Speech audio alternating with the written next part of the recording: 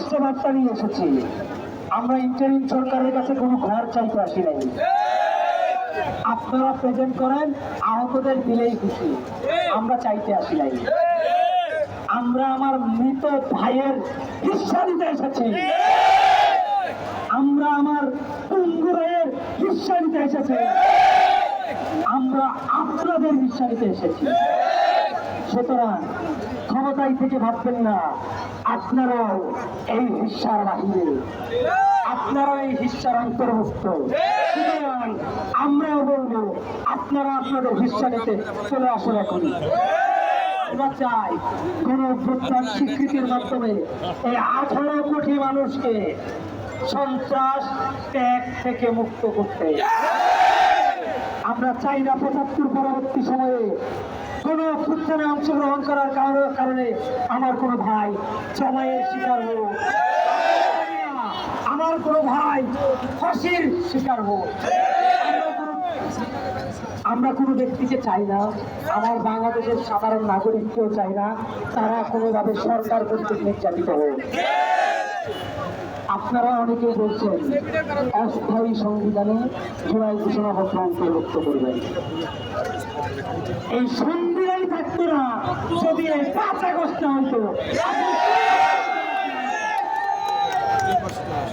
যিনি বলছেন, আমি আজকে স্পষ্ট একটা বার্তা দিয়ে যাই।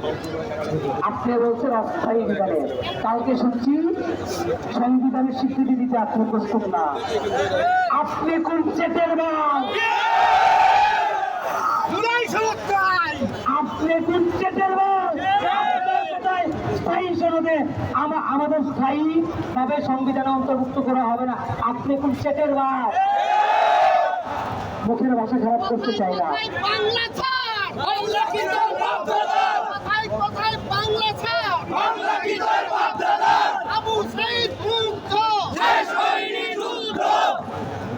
আমরা চাই আপনারা এখনো বুঝেন গণ অভ্যুত্থান কি ছিল। আমাদের বিশ্বাস আপনারা যারা জেলে ছিলেন খুব ভালো অবস্থানে ছিলেন না। গণ অভ্যুত্থান পরবর্তী সময়ে এখন সনদের কথা বললেন, 3 আগস্ট ডাকলেন, আপনাদের ডাকে সারা আমরা দিব বলেও কথা দিলাম। কিন্তু কেন জুলাই সনদে সিগনেচার করবেন না? পিআর পদ্ধতির জন্য জুলাই সনদ কেন আটকে থাকবে? জুলাই সনদের সাথে পিআর এর কি সম্পর্ক?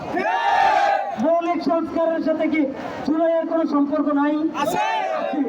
যদি জুলাইয়ের সম্পর্ক মৌলিক সংস্কারের সাথে থাকে তাইলে আপনারা কেন জুলাই সনদের সাথে এই মৌলিক সংস্কার বিভাগ করছেন? আপনারা এই রাজনীতি বুঝেন। বাকিরা ছাত্ররা, বাকিরা কি নাটকবাজ, বাকিরা কি ঘরের কোনায় বসে থাকে? আপনারা নতুন রাজনীতি শিখে এসেছেন।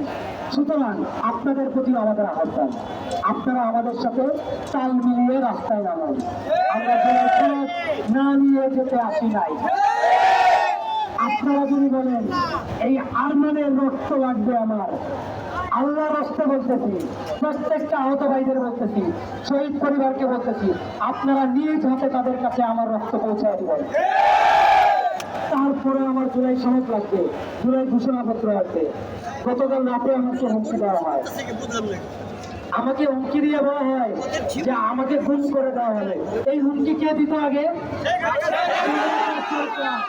হুমকি দিতে দিতে হারাইছে, আজকে আমার হুমকি দিতে দিতে হারাবেন। হুমকি না পারলে রাস্তায় এসে জনসম্মুখে বলেন আমাকে দেখে নেবেন, আপনাকে দেখে নেবেন। আমরা চাই না আপনাদের বিরুদ্ধে দাঁড়াতে।